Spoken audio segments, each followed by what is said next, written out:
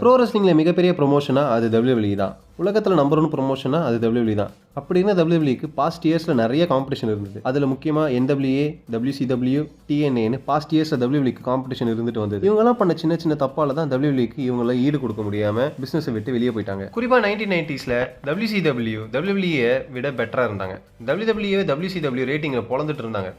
அவங்க பண்ண பெரிய தப்புல ஒன்று, அவங்க கிட்ட இருந்த Stone Cold Steve Austin and அண்டர்டேக்கரோட ஃபுல் பொட்டன்ஷியல் அவங்களுக்கு தெரியாமல் போனது. செலிபிரிட்டிஸ் ஆக்டர்ஸை கூட்டிகிட்டு வந்து சாம்பியன்ஷிப் கொடுத்தது, சில ரெஸ்லிங் பற்றி ஒன்றுமே தெரியாதவங்க ரைட்டர்ஸை கூட்டிகிட்டு வந்து அவங்க கிட்ட கம்பெனியை கொடுத்தது, கம்பெனியை காலி பண்ணிட்டாங்க. இதனால் 2001ல் இந்த கம்பெனியை பிஸ்னஸை விட்டு வெளியே போயிடுச்சு. நடுவில் பால் ஹேமனோட ECW WWEக்கு நெருக்கடி கொடுக்க அதையும் WWE பை பண்ணிட்டாங்க. இப்படி WCW, ECWன்னு தன்னோட 2 காம்படிஷனையும் விலை கொடுத்து வாங்கி WWE ஸ்கிராப்பில் போட்டாங்க.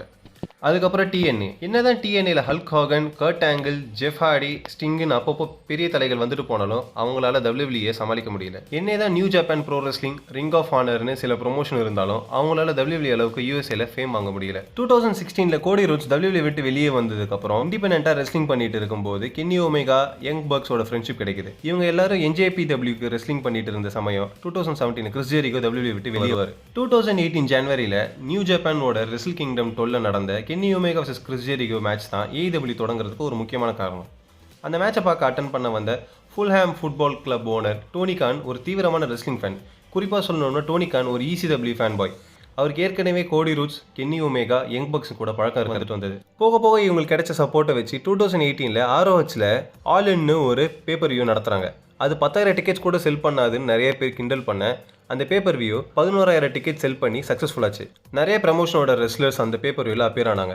ரே மிஸ்டீரியோ, கிறிஸ் ஜெரிகோ, இப்போ ஸ்மாக்டவுன் GM இருக்கிற Nick Aldis, Chelsea Green, Okada, ஒமேகான்னு நிறைய ரெஸ்லர்ஸ் அப்பியர் ஆனாங்க. அந்த ஈவெண்ட்டுக்கு கிடைச்ச வரவேற்பை வச்சு டோனி கான் ஃபன் பண்ண Young Bucks, Kenny Omega, Cody Rhodes and Chris ஜெரிகோவோட AEW ஸ்டார்ட் ஆகுது 2019ல். 2019 மேலே அந்த கம்பெனியோட first pay per view double or nothing நடக்குது. Different style hardcore match பிளட்னு WWEல அப்போ அந்த டைமில் இல்லாத வெரைட்டியை AEW அந்த பேப்பர் வியூவில் கொடுத்தாங்க. கடைசியாக தான் வந்தார் விநாயக்ன்ற மாதிரி பேப்பர் வியூவோட கடைசியாக ஜான் மாக்ஸ்லி அப்பியரன்ஸ் ஆகி அந்த பேப்பர் வியூ முடியுது.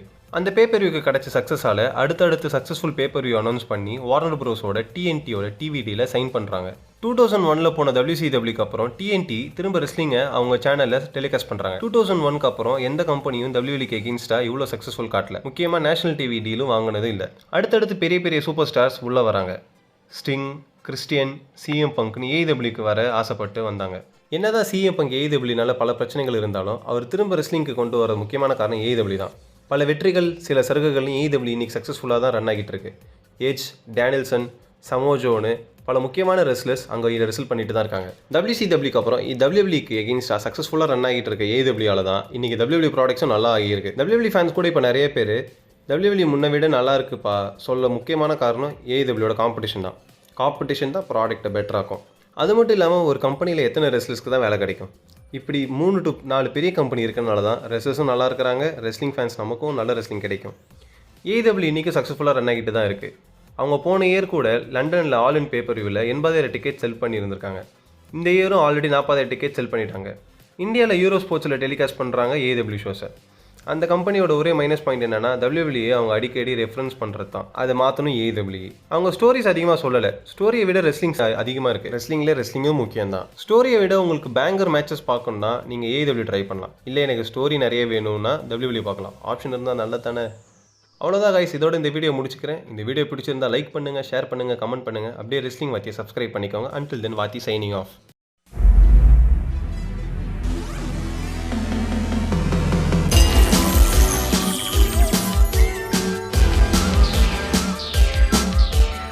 The recognized symbol of excellence in sports entertainment.